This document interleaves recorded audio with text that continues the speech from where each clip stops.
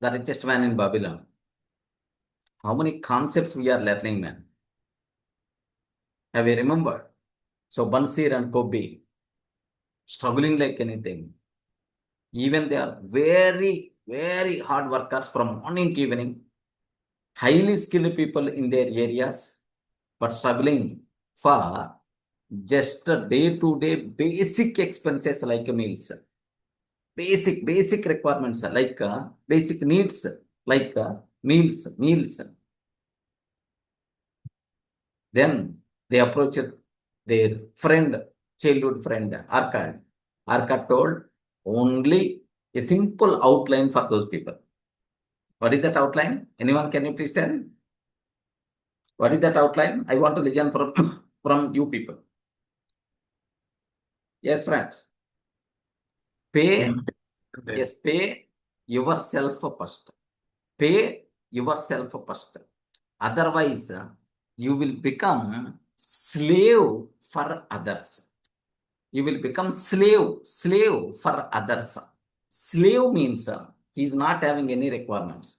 Just the owner is going to provide food and then clothes, lifetime. The slave has to require to work for the owner. Okay, he's not having any future. All these things are not there. If the person is going to die, throw out. That's it.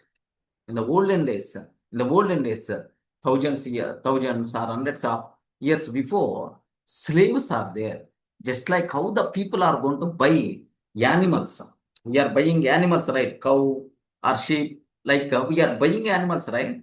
In those olden days, the people are going to buy slaves.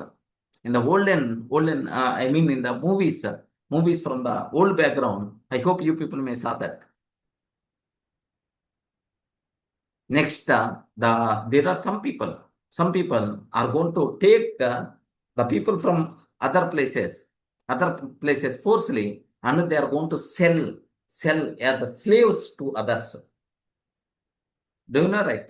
Women trafficking, like these days in the movies we are seeing, right? Yes.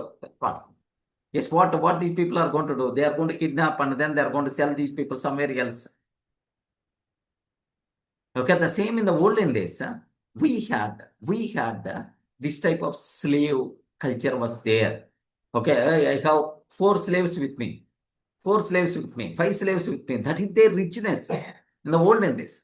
So they are not having their personal life. Their lifetime they require to work for the owner only. Such type of people are called slaves.